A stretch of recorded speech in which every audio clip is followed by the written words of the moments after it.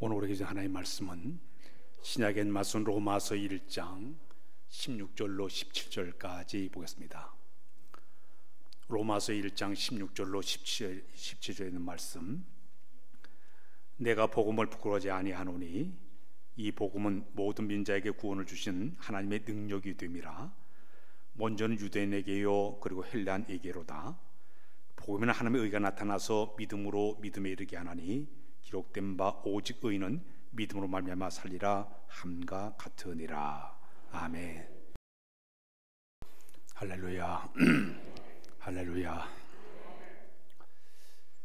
우리 기독교는 변화와 개혁을 강조하고 가르치는 종교입니다. 변화가 뭐냐?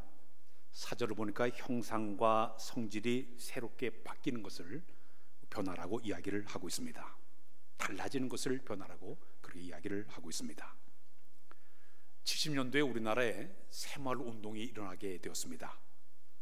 그 새마을운동을 보게 되면 근면, 자조, 협동 기본 정신을 가지고 농촌을 근대화시키고 그리고 지역의 발전을 균형 있게 만들어버리고 사람들의 의식을 개혁시킨 운동이 바로 이 새마을운동이었습니다.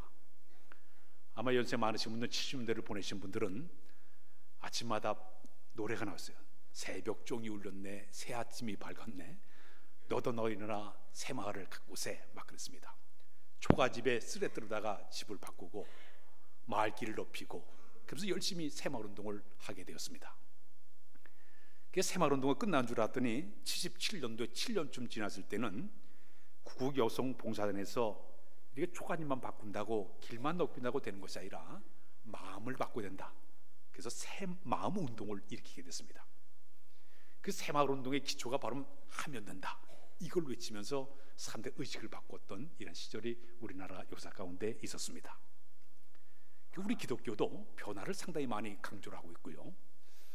두 번째는 개혁을 강조를 하고 있는데, 개혁은 고칠 계획자에다가 가주혁자입니다. 영어로 리포메이션 뜻은 형태를 다시 바꾼다는, 고친다는 뜻을 가지고 있습니다. 가죽을 고치는 것을 의미하는 양이나 염소나 토끼, 여우를 가죽을 벗겨가지고 그 가죽을 가지고 가방을 만들고 뭐 푸도 만들고 신발도 만들고 여러 가지를 만들지 않습니까? 이걸 갖다 개혁이라고 그런 이야기를 하고 있습니다. 제도와 개혁을 뜯어 고쳐가지고 점진적으로 새롭게 바뀌어나가는 이 과정을 갖다가 개혁이라 그런 말을 쓰고 있습니다. 브라질에 가게 되면 상파울루에 뱀을 연구하는 연구소가 있습니다. 그 연구소에 들어가게 되면 세계 각국의 수많은 뱀들이 거기다 전시되어 있습니다. 집채만한 뱀도 있고 실처럼 가난한 뱀도 있고 빨간색, 노란색, 파란색, 흰색 뭐 별의별 뱀들이 거기 다 들어있어요. 거기 300년 된 뱀도 있다고 합니다. 어떻게 뱀이 300년을 사느냐 봤더니 해마다 허물을 그렇게 벗는다 그래요. 낡은 것을 벗어던지고 때서로 기름이 질질 흐르는 가죽으로 옷 입고 이렇게 하면서 변화가 돼가지고 300년 동안 산다는 그런 그 통계가 나와 있습니다. 이 변화라는 것은 우리 교회나 이 사회나 우리 모든 것이 참 변화가 일어나야 되는데, 마가복음 5장에 보게 되면 한 번은 우리 예수님께서 데가볼리 지역의 고라사 지방을 간 적이 있었습니다. 근데 거기에 귀신에 사로잡힌 사람을 만나게 되었습니다. 이 귀신에 사로잡힌 이 광인, 이 귀신에 사로잡힌 사람은 무덤 사이에 살면서 길을 지나던 사람들에게 막 개성을 막 지기를 시작을 했습니다. 날카로운 돌을 가지고 자기 몸을 막 긁어대기를 시작을 했습니다. 피투성이에요. 동네 사람들이 가서 손목을 매고 발목을 쇠사로 다 묶거나 딱 끊어버리고 야단법석이에요. 아무도 그를 제어할 수 없는 그런 그 귀신의 집에 있는 그런 사람이었습니다. 근데 우리 예수님께서 그 사람을 찾아가서 딱 얘기했습니다. 내 이름이 뭐냐? 하고 물었습니다. 그랬더니 그 손에 귀신이 대답하기를 군대다 그랬습니다. 군대라는 얘기는 당시 1군단이 한 6,000명 정도 되는데 수많은 귀신이 그 속에 들어와가지고 그를 지배하고 있었던 그런 상태였습니다. 그때 우리 예수님께서 귀신 들린 그 사람을 향해서 이 더러운 귀신아 당장 나오너라 하고 소리 질렀어요. 근데 그 속에 있는 귀신이 쫓아나왔어요. 다 빠져나왔어요. 2,000마리는 돼지떼에 들어가지고 돼지들이 다 물속으로 다 때려져 죽는 일이 벌어지게 됐습니다. 놀라운 일은 그 속에 사악하고 더러운 귀신이 다 빠져나게 되니까 이 사람이 정신이 온전해지는 거예요. 정신이 돌아오게 되니까 옷도 입게 되고 순한 양처럼 변화가 되었어요. 지금 이 시대를 보게 되면 이 더러운 영이 판치는 시대입니다. 온갖 술에 취해가지고 아주 휘청휘청대는 이런 사람들이 수두룩합니다. 향락과 퇴폐의 영에 이끌려가지고 세상에 헛된 것에 빠져가지고 헤어나지 못한 사람들이 수두룩합니다. 본드에 마약에 취해가지고 눈이 캥한 상태로 사람들도 있습니다. 지난주에 우리 평신도지화교육에 제가 강의를 하면서 이단들을 제가 이렇게 가르치게 되는데, 이단은요 그 속에 사악한 미혹의 영이 들어간 사람들입니다. 미혹의 영이 들어갔기 때문에 그 사람의 들어간 영을 빼는 작업을 해도요 3%밖에 빠져나오진 않는데, 그 악한 영을 빼는 작업을 하는데 7년이 걸렸다고 얘기하고 있습니다. 한번 그 악한 영이 들어가면 못 빠져나와요. 헤어나지를 못해요. 그 가운데 빠져나온 3%밖에 통계가 안 나옵니다.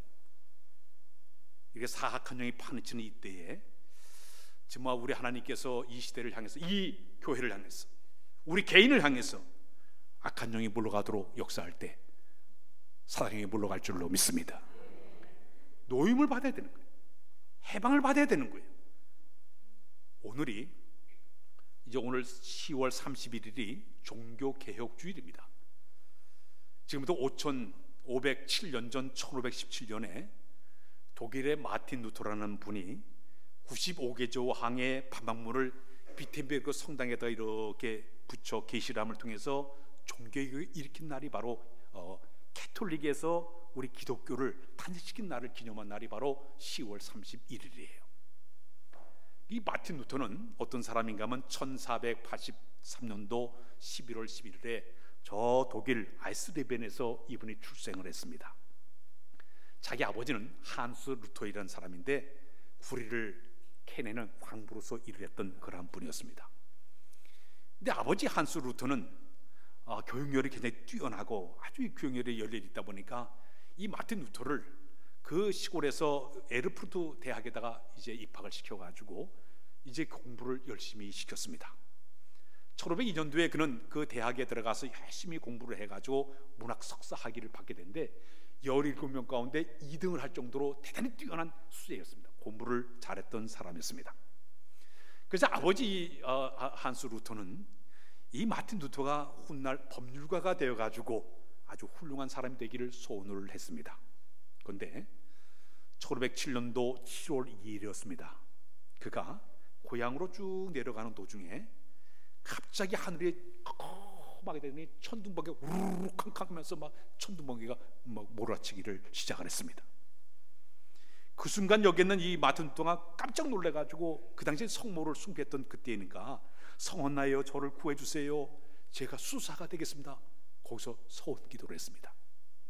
그 후에 이 마틴 루터는 즉시 그가 어디로 갔는가 하면 그 당시 아구스티누스 운둔수도에 들어가서 검은 수도인데 그곳에 아버지의 반대를 무릅쓰고 그곳에 들어가서 청빙과 청결과 성결 훈련을 받으면서 거기서 열심히 훈련받기를 시작했습니다. 그 수도에는 아주 엄격한 그런 수도였습니다. 거기서 날마다 기도하고 명상하고 낮에는 노동하고 예배를 드리고 찬양을 하고 금식기도 철기도 하면서 철저하게 영성훈련을 그가 쌓게 되었습니다. 마침내 그는 수도회를 다 이제 마친 다음에 수도 생활이 끝났는데 24살에 사제 서품을 받게 되었습니다. 사제 서품을 받고 비텐베르크 대학에서 교수로서 그가 일을 하게 됐는데 신학 성경을 가르치고 그 다음에 성서학을 가르치면서 교수로 일을 하게 되었습니다. 그런데 그는 이 29살의 그 교수로 일을 하면서 자기 마음에 전혀 행복하지 못했어요. 교수 생활 자체가 성경을 가르치면서 이 행복함을 느끼지를 못했습니다. 그러다 우연한 기회에 로마를 그가 방문하게 되었습니다. 로마에 가서 이렇게 보니까 로마의 그 종교가 부패된 모습을 그가 발견하게 되었어요. 왜냐하면 이 당시에는 사람들이 죄를 짓게 되면 자기 혼자 우리처럼 이렇게 기도하는 것이 아니라 사제를 찾아가 가지고 자기 죄를 고백을 해야 됩니다. 고해성사라는 것이 있는데 고백을 하게 되면 이 사제가 그 사람의 죄를 면제하기 위해 가지고 여러 가지를 얘기하면 너 사도신경을 몇 번 외우라, 또 너 뭘 하라, 이렇게 얘기를 해주게 되는데, 그 내용 가운데 뭐가 있는가 하면 너희보다 먼저 간 조상들이 지은 죄를 속죄하는 방법이 하나 있는데, 보석, 면제부, 죄를 면제하는 돈을 너희가 내게 되면 그 면제부 돈을 사가지고 그 돈을 헌금기에다 딱 집어넣게 되면 금화 소리, 땡그랑 소리와 함께 천국이 있고 지옥이 있고 연옥했던 너희 부모와 너희 그 가족들이 천국으로 갈 수 있다, 이런 교리를 가르쳤습니다. 수많은 사람들이 그거 가지고 면제부를, 돈을, 죄를 면해준 돈으로다가 자기 구원의 역사를 이루겠다고 돈으로 사는 일이 벌어진 것을 발견했습니다. 그때 이 마틴 루터가 마음속에 갈등이 있었어요. 이게 아닌데 어떻게 사람이 면제부를 통해 선행을 통해 가지고 구원에 이룰 수가 있어? 이게 아닐 텐데. 그가 돌아와 가지고 성경을 열심히 연구하기 시작했습니다.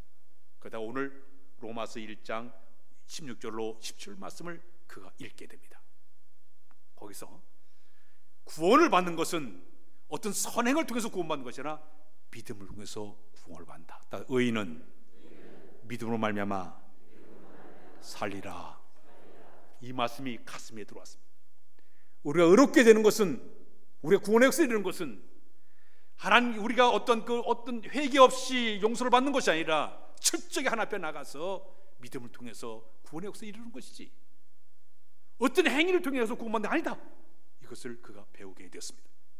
마침내 구원도를 외치기 시작했다. 그는 세 가지를 강조했습니다. 첫 번째는 뭐냐면 오직 성경. 따라서 할까요? 오직 성경. 오직 성경만이 계시와 진리의 근거가 되기 때문에 성경에는 어떤 철학이나 교설이나 신학도 구원의 도를 갖춰주지 않고 오직 성경 안에서만 하나님의 구원의 역사가 들어있다, 이걸 강조했습니다. 두 번째는 오직 믿음을 강조했습니다. 따라서 오직 믿음. 우리가 의인이 되는 것은 믿음을 통해서 의인이 되는 것이지, 자기의 어떤 그 자세나 역량을 통해서 의인이 되는 것이 아니라 하나님의 은혜를 통해서, 믿음을 통해서만 우리가 의롭게 될 수 있다. 오직 그가 믿음을 강조하게 됐습니다. 세 번째 그가 강조한 게 오직 은혜예요. 따라서 오직 은혜. 우리 인간 전적으로 타락한 인간이기 때문에 인간이 하나님 앞에 나가가지고 자랑할 만한 아무런 공로가 없지만은 하나님께서 우리에게 은혜를 통해서 우리에게 구원의 은혜를 베풀어 주신 것이다, 이거를 강조했습니다. 이 세 가지를 가지고 마침내 그가 독일 사람들에게 이 사실을 알리기 위해서 그 비텐베르크 성당 앞에서 크게 99가지의 조항을 붙여놓고 게재하게 되었습니다. 당신요, 그 당시에 이 캐톨릭이 얼마나 막강한 권력을 가지고 있는지, 국왕보다도 이 교황의 위치가 더 높은 위치에 있던 그런 시절입니다. 이 마틴 루터 한 사람의 이 글을 가지고 이 세계 변화시킬 만한 근거가 없어요. 마치 바위에다 계란을 깬 것과 똑같은 그런 상황이었습니다. 그가 게재한 글 때문에 마침내 마틴 루터는 볼므스 국회에 소환되게 되었고 청문회에 끌려가게 되었습니다. 이 볼므스 청문회에는 과거 100년 전에 체육회 후소라는 사람이 판결을 받고 화형당한 그 자리였습니다. 60일 이내에 루터가 주장했던 이것을 철회하지 않게 되면 너를 파문해 버리겠다.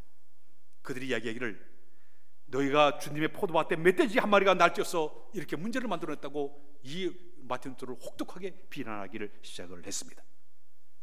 그때 마틴 루터는 순교를 각오하고 이제 나는 국회에 나가겠다. 동료들이 막 만류했습니다. 아니, 나는 나가겠다.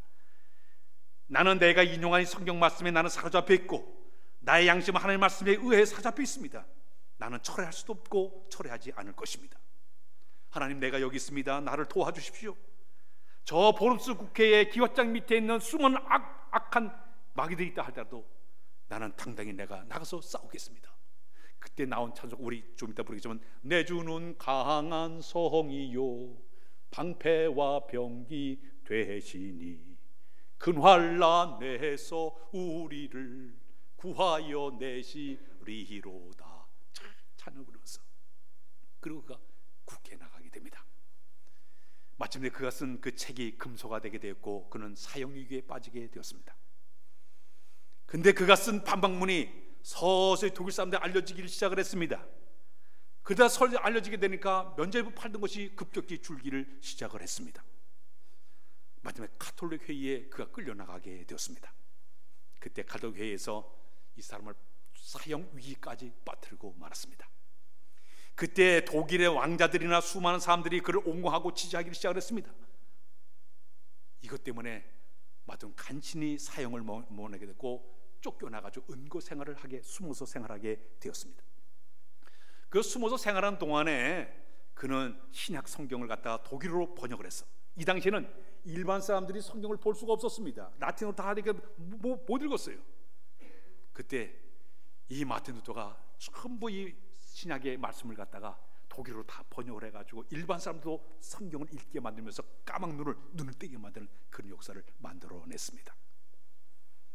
이것 때문에 서서히 독일 나라의 개혁의 운동이 일어나기를 시작했습니다.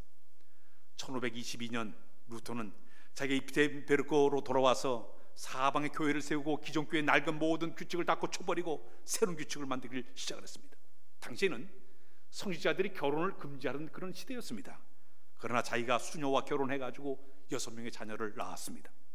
그리고 드디어 그가 새로운 기독교를 그가 만들어낸 것이 바로 이 종교개혁의 시작이었습니다. 지금요, 전 세계적으로 기독교인 숫자를 보니까 작년 기준으로 우리 기독교 개신교와 천주교, 그다음에 성공회, 그다음에 동방정교회 다 합치게 되면 지금 기독교 숫자가 25억 6천만 명 정도 된다고 얘기합니다. 전 세계 인구의 32%가 지금 기독교인이 됐다고 얘기를 하고 있습니다. 한국을 조사해봤습니다. 한국의 기독교인 숫자를 보니까 아시아 국가 가운데 인구 대비 우리나라가 제일 많아요. 기독교 수가 제일 많아요. 774만 정도 되고 있지 않습니까? 27.6%가 이제 생겨되는데, 놀라운 일을 제가 봤습니다. 저 북한에도 북한의 기독교인 숫자를 조사해 보니까 1.1%예요. 1.7%예요. 그리고 저 일본이 1.1%밖에 되질 않아요. 이 북한에도요, 좀 숨어서 예배드리는, 목숨 걸고 듣는 사람들이 그래 수록하는 결과를 보게 되었습니다. 마틴 루터 한 사람의 종교 개혁 운동이 교황청의 권력과 부호, 정치적 공자, 면죄 판매, 성물 판매, 이보고 다 없어져 버리고 새로운 기독교를 만든 날이 바로 이번 주일 이 성교개혁제의 의미는 하나의 의미입니다. 마틴 루터 한 사람의 이런 신앙적인 변화가 전 세계에 엄청난 영향을 주게 됐다는 얘기입니다. 사랑하는 여러분, 오늘 저 여러분들이 한 사람의 변화는 이런 엄청난 변화를 만들어내게 되는 줄로 믿습니다. 나 하나가 진정으로 변화되게 되면 나로 말미암아 내 주변이 변화가 일어나게 되고, 내 지역이 변화가 일어나게 되고, 내 국가가 변화가 일어나는 이런 역사를 우리가 경험하게 될 줄로 믿습니다. 이미 세상을 떠났지만 18년도에 세상을 떠났 2018년 세상을 떠난 빌리 그레이엄 목사님의 이야기 가운데 그런 얘기가 있습니다. 그분이 저 시골 농촌 교회에서 이제 농촌에 살고 있었는데, 그때 그 동네에서 부흥회가 열렸습니다. 온 교인들이 와서 막 은혜를 받고 막 뜨거워지기 시작했습니다. 부흥회가 끝났는데 거기는 많은 그 교인들이 우리 부흥회 열기를 식어주면 안 되니까 우리 저녁마다 모여서 기도하자. 부흥회 끝난 다음에 교인들이 모여가지고 막 기도하기를 시작했습니다. 막 기도하다 보니까 막 자신감이 금방 세상이 변할 것 같은 거예요. 그 사람들 기도 끝나면 다음 날 신문 뉴스를 보면서 혹시 우리 기도 때문에 세상이 변화가 될까 보니까 아무 변화가 없는 거예요. 또 다음날 한 달이 지났습니다. 아무런 변화가 일어나요. 근데 한 달째 되는데 어떤 그 교인 한 분이 오더니 큰 변화가 있습니다. 무슨 변화입니까? 우리 집에 애 7살 배기 애가, 걔가 우리 손자가 교회를 나오게 됐다고. 그게 무슨 변화냐고. 근데 그 아이가 그때 돌아와가지고 전 세계를 변화시킨 위대한 빌리 그레이엄 목사님 태어나게 됐다고 얘기하고 있습니다. 한 사람의 변화는 이런 위대한 역사를 만들어내게 되는 줄로 믿습니다. 성경에 보게 되면 변화에 대한 말씀들이 세 군데에 들었는데 우리 한번 읽고 넘어갈까요? 고린도서 5장 17절 한번 읽고 넘어가. 시작. 그런즉 누구든지 그리스도 안에 있으면 새로운 피조물이라 이전 것은 지나갔으니 보라 새 것이 되었도다. 에베소 4장 22절로 24절 말씀 읽게. 시작. 너희는 유혹의 욕심을 따라 썩어져가는 구습을 따른 옛사람을 벗어버리고 오직 너의 심령이 새롭게 되어 하나님을 따라 의와 진리의 거룩함으로 지심을 받은 새 사람을 입으라. 마지막 로마서 12장 2절 시작. 너희는 이 세대를 본받지 말고 오직 마음으로 새롭게 변화를 받아 하나님의 선하시고 기뻐하시고 온전한 뜻이 무엇인지 분별하도록 하라. 우리는 그 손에 이미 새 사람이 된 줄로 믿습니다. 새로운 피조물이 된 줄로 믿습니다. 세상의 변화에 우리가 흘러가지 아니하고 주 안에서 변화를 받았어 우리가 세상을 변화시키는 우리의 모습이 되어야 될 줄로 믿습니다. 우리가 찬양할 때 보라 우리가 세상을 변화시키자. 우리는 다 부족하지만 연약하지만 하나님이 우리와 함께 하시게 되면 우리가 세상을 변화시키는 위대한 역사를 만들어내게 될 줄로 믿습니다. 그러기 위해서는 우리가 세 가지 변화가 필요합니다. 첫 번째는 영적인 변화가 일어나야 됩니다. 따라서 영적으로 변화하자. 그리스도 안에 새로운 피조물로 빨리 내 자신이 변화가 되어야 되는 것이에요. 성령 안에서 변화가 일어나야 되는 것이에요. 거듭남의 역사가 있어야만이 세상을 변화시키는 거예요. 세상을 변화시키고 있어요. 내가 변하지 않고 어떻게 우리가 세상을 변화시키게 되겠습니까? 나 자신이 영적으로 빨리 변화되기 위해서 노력하고 성령 안에서 내가 거듭남의 역사를 경험해서 이 변화된 모습으로 내 지역을, 내 가정을, 내 교회를 변화시키는 우리의 모습이 되어야 될 줄로 믿습니다. 두 번째는 우리의 마음의 변화가 일어나야 됩니다. 죄악된 모든 생각을 다 내려놓고 삶의 모든 태도를 다 내려놓고 심령이 변화되어졌어.